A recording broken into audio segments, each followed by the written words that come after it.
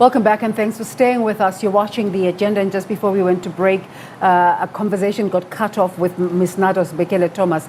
She's the resident coordinator of the United Nations in South Africa. Thanks once again for joining us. Let's just wrap up the conversation talking about what you as the United Nations are doing to help in the efforts to restore the economy, specifically in the KZN province. What is your overall intention and message about this? Well, the overall intention and message is about, first of all, is peace, because peace is priceless. Without peace, there is nothing that we can do.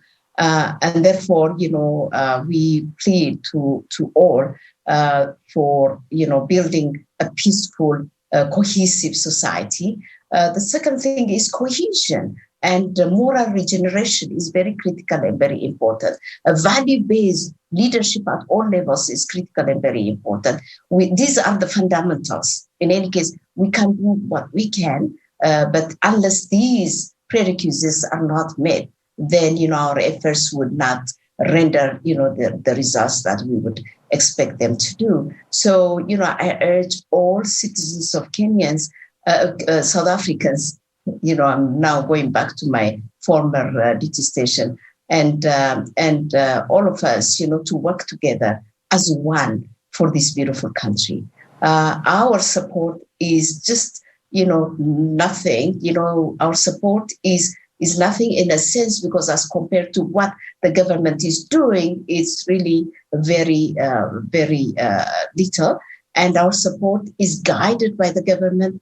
There is no UN program. The program is that of the government. Ours is to just support where the government would like us to support, and the people, actually the country, would like us to support. We are there, and we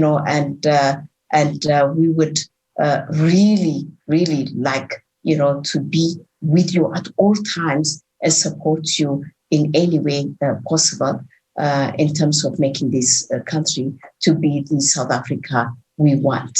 I want to thank you for talking to us this morning. But just before I let you go, two things. South Africa is celebrating National Women's Month in August. Just your interaction with that. But also, you mentioned earlier that you had done a lot to support the country in terms of responses to COVID-19. What were those interventions? Well, the interventions in terms of, together with the Solidarity Fund, I should say, that have been, the lead in these, we have done, so much work in the various sectors. And there were 133 interventions, that were done in agriculture, food, food parcel distribution, but also, in the whole agriculture, strengthening the agriculture sector and small-scale holder farmers, but also in education. A lot has been going on in education. Health, of course, WHO is the core there, as you know, and, our support there is clear. In livelihoods, supporting the small businesses, the informal sectors that have been eroded, the women especially that were in the informal sector. The HIV/AIDS has been accelerated because, we have got 8.5 million people and they're vulnerable, and we wanted to make sure that the 1.5 or 2.5 million that didn't have access to treatment got their access.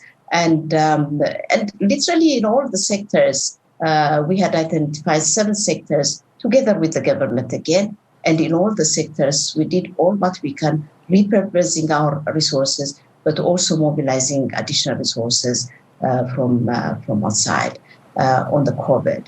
But that is also linked to the long term. We did the socioeconomic impact of the COVID-19, and that socioeconomic impact study showed us areas where we need to accentuate and intensify our support, and that is what has been contained in our cooperation framework, which is implemented on 4 results areas. These 4 result areas are inclusive growth, and the second one is human capital formation and transformation. That is the health, social protection, education, and all those that can come under that.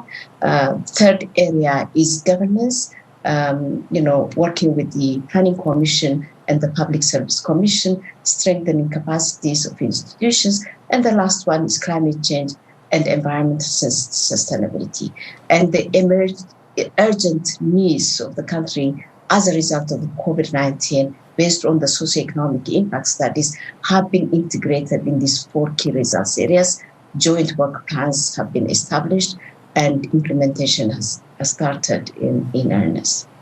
Again, thank you so much for talking to us. Nardos Bekele-Thomas is the resident coordinator of the United Nations in South Africa, United Nations agencies in the country, went on a 2-day visit to Durban in KwaZulu-Natal to assess the impact of the recent unrest that gripped the province. Let's take a break. You're watching the